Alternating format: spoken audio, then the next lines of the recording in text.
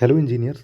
Railway की तरफ से बहुत ही बड़ी अपडेट देखने को मिल रही है, जिसमें जो ग्रुप सी की वैकेंसी में है उनका अपडेट अभी अभी हम लोगों को मिला है, जिसमें बहुत सारी वैकेंसी आने के चांसेस हैं। ये अपडेट तो वैसे कल आ गई थी अगर बोला जाए तो। देखो, इसमें डेट दिया हुआ है 10 अप्रैल 2024 को, लेकिन यह जानकारी 11 अप्रैल को अपडेट हो रही है। और अभी ही 1-2 दिन पहले ही हमने बात करी थी कि हमारे पास इस बार चांसेस हैं 3 वैकेंसियों के। तो सबसे पहली वैकेंसी जो हमारी है वो है एसएससी जेई की वैकेंसी। उसके बाद दूसरी वैकेंसी है हमारे पास व्यापम की, और तीसरी वैकेंसी सबसे बड़ी वैकेंसी जो है ये है रेलवे वाली, रेलवे जेई की। तो एसएसई के भी चांसेस थे, लेकिन एसएससी का भी ज़्यादा कुछ मेजर अपडेट देखने को नहीं मिला है। लेकिन अभी रेलवे जेई की ही अपडेट मिली है, तो इससे भी अभी सतर्क हो जाओ, क्योंकि अभी टाइम है। आगे चल के वो टाइम मिले ना मिले कोई गारंटी नहीं है, क्योंकि इस नोटिफिकेशन के हिसाब से जो भी चीज़ें हैं हम लोग एक बार इसको रीड कर लेते हैं, उसके बाद फर्दर एक्सप्लेन में जो चीज़ करनी रहेगी वो साथ साथ एक्सप्लेन करते जाऊंगा।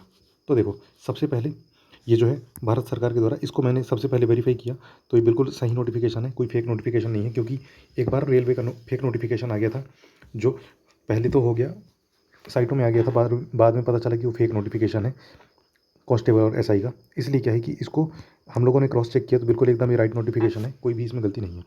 तो इसमें लिखा हुआ है subject filling up group C post on zonal railways through RRB. तो आरआरबी के थ्रू जो जोनल रेलवे है उसमें कौन कौन सी वैकेंसी ग्रुप सी की है वो आने वाली है। तो देखो, सबसे पहले जो है ये आने वाली है एनटीपीसी, जो ग्रेजुएट लेवल की एनटीपीसी है, तो ये आने वाली है। उसके बाद फिर एनटीपीसी आने वाली है। उसके बाद फिर पैरामेडिकल कैटेगरी लेवल 1। उसके बाद मिनिस्ट्रल ऑफ आइसोलेटेड कैटेगरी। तो ये वाली वैकेंसी आने वाली है। और साथ ही साथ इन इन वैकेंसियों के साथ में ही हमारी एक और वैकेंसी आने वाली है, जो ये है इट हैज़ बीन, यहाँ पे पॉइंट 2 अगर देखा जाए तो पॉइंट 2 लिखा हुआ है कि it has also been decided that for junior engineers including CMS, CMA, NTPC graduate and under graduate level 1 paramedical isolated category of posts zonal railways and production unit में भी एक्सेस ही फॉलोइंग टाइम शेड्यूल। तो वो time schedule इन्होंने बताना चाहा है। तो देखो, एनटीपीसी ग्रेजुएट लेवल का हो गया, उसके बाद फिर एनटीपीसी अंडर ग्रेजुएट हो गया, और साथ में ही जूनियर इंजीनियर हो गया अपना, और ये पैरामेडिकल कैटेगरी जो ऊपर हमने देखी थी। तो वैकेंसी असाइनमेंट ये जो है कब तक की कंप्लीट हो जाएंगी, ये 30/6/2025 तक इनकी भर्ती लगभग हो जाएगी। उसके बाद फिर जो IRMS के थ्रू जो वैकेंसी है, तो ये अप्रैल मई में जो IRMS को दे दी जाएंगी, जो साइट है उसको IRMS के थ्रू जो RRB साइट है उन पे भेज दी जाएगी। उसके बाद फिर जो बोल रहा है कि इंक्लूडिंग वैकेंसी अप्रूवल जो है, तो मई जून में अप्रूवल मिल जाएगा, और जून 2024 में 100% हम लोगों को अपनी वैकेंसी देखने को मिल सकती है। तो ज़्यादा से ज़्यादा हमारे पास अभी जून तक का ही टाइम है। इस जून में एकदम से नोटिफिकेशन आएगा, और मैं गारंटी से बता सकता हूँ नोटिफिकेशन आएगा और टाइम बिल्कुल भी नहीं मिलेगा। जून में अगर आता भी है तो जुलाई प्लस अगस्त, ज़्यादा से ज़्यादा सितंबर जाएगा, लेकिन मुझे ये नहीं लगता कि सितंबर भी जाएगा। ये अगस्त में ही इसके एग्ज़ाम होने के चांसेस बहुत ज़्यादा हैं, क्योंकि रेलवे का यही बिहेवियर पहले भी था। जो 2018 में वैकेंसी आई थी, सेम टू सेम उन्होंने यही किया था कि नवंबर या दिसंबर करीब में नोटिफिकेशन आया था, मुझे थोड़ी परफेक्टली याद नहीं है, लेकिन नवंबर या दिसंबर में आया था। और उसके बाद क्या हुआ कि जैसे ही नवंबर या दिसंबर में आ गया, और फिर सीधे सीधे उसके एग्ज़ाम जो थे फरवरी मार्च में होने लगे। तो वही चीज़ है, ज़्यादा टाइम नहीं देता है रेलवे भी, 2-3 महीने का एग्ज़ाम, 2-3 महीने का टाइम देता है। और फिर जो जूनियर इंजीनियर की वैकेंसी थी वो फेब में आई थी, और फिर उसके एग्ज़ाम थे मई के आसपास, एग्ज़ाम हो गए थे, चालू हो गए थे उसके एग्ज़ाम। तो टाइम बिल्कुल भी नहीं बचता है। इसलिए क्या है कि इसकी प्रिपरेशन पहले से करते रहो तो बहुत अच्छा रहता है।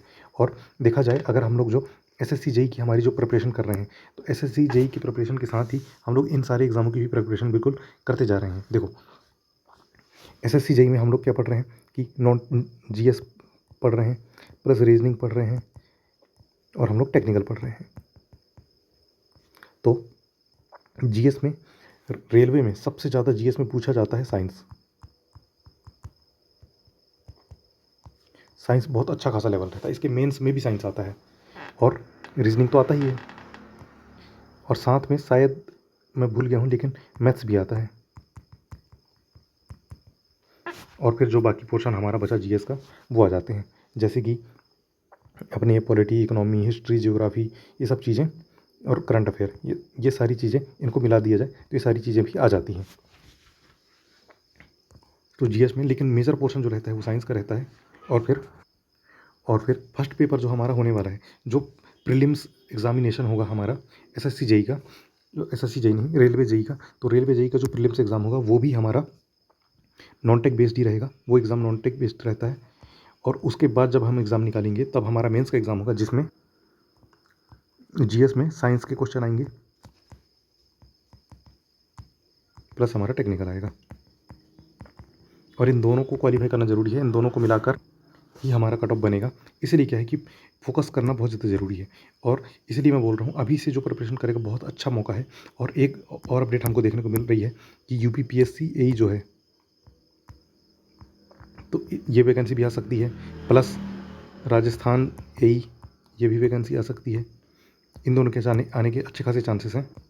और फिर बाकी हमारे पास एसएससी जेई तो है ही, उसके बाद रेलवे जेई है ही। तो इस बार बोला जाए तो बहुत अच्छे चांसेस हैं, बहुत ही गोल्डन टाइम है हमारे पास में। इस टाइम को सच्चे तरीके से और सच्चे मन से और अच्छे तरीके से यूटिलाइज़ कर लेंगे हम, तो अच्छा खासा बेनिफिट हमको देखने को मिल जाएगा। बस अपनी प्रिपरेशन अच्छे लेवल पे और अच्छे तरीके से हमको बस चालू रखनी है। तो बिल्कुल इसी तरीके से ही टास्क डिज़ाइन किए गए हैं। तो अगर कोई टास्क ज्वाइन नहीं कर पाया है, अब से भी टास्क ज्वाइन करना चाहता है तो अब से भी कर सकते हैं, कोई देरी नहीं हुई है। अभी भी अगर देखा जाए तो 53 या 54 डे अभी भी बचे हुए हैं, तो उन 54 या 53 डे में अच्छा खासा इंप्रूवमेंट करने को मिल सकता है। 53-54 डे भी कम नहीं होते हैं, ये जून 4 या 5 तक के हैं, तब नोटिफिकेशन आ जाएगा। मान लो कि एसएससी जेई में अगर देरी हो गई है तो आगे वाले एग्जाम में बिल्कुल भी देरी मत करो, अभी से लग जाओ तो बिल्कुल 100% सिलेक्शन हो जाएगा। लेकिन अगर नहीं लगोगे तो सिलेक्शन नहीं हो पाएगा। सिलेक्शन का मूल मंत्र यही है। 3 चीज़ें मैं बताता हूँ सिलेक्शन के लिए। सबसे पहले ज़रूरी है हमारी सिलेक्शन के लिए हमारा सिलेबस कंप्लीट करना। और अगर बाई चांस सिलेबस कंप्लीट नहीं हुआ है तो उन मेजर पॉइंट को हमको जानना ज़रूरी है जिनसे क्वेश्चन पूछे जाते हैं। तो सिलेबस में इम्पॉर्टेंट सब्जेक्ट कवर करना ज़रूरी है जिनसे क्वेश्चन आते हैं। और जब इम्पॉर्टेंट सब्जेक्ट हो जाए तो उसकी थ्योरी पढ़नी है। थ्योरी पढ़ने के बाद फिर क्वेश्चन प्रैक्टिस प्लस पीवाईक्यू और टेस्ट सीरीज उसके बाद। ये चीज़ अगर कर लिए तो 100% सिलेक्शन कोई नहीं रोक सकता है।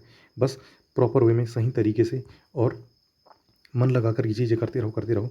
इस बार बिल्कुल 100% अपना सिलेक्शन होगा। तो बिल्कुल यही था एक मेजर अपडेट जो मैं बताने वाला था। तो इसी तरीके से लगे रहो, अपना सिलेक्शन ज़रूर होगा इस बार एसएससी जेई और जो भी फर्दर एग्ज़ाम आएंगे उन सब में। तो मिलते हैं नए टास्क के साथ में। ओके।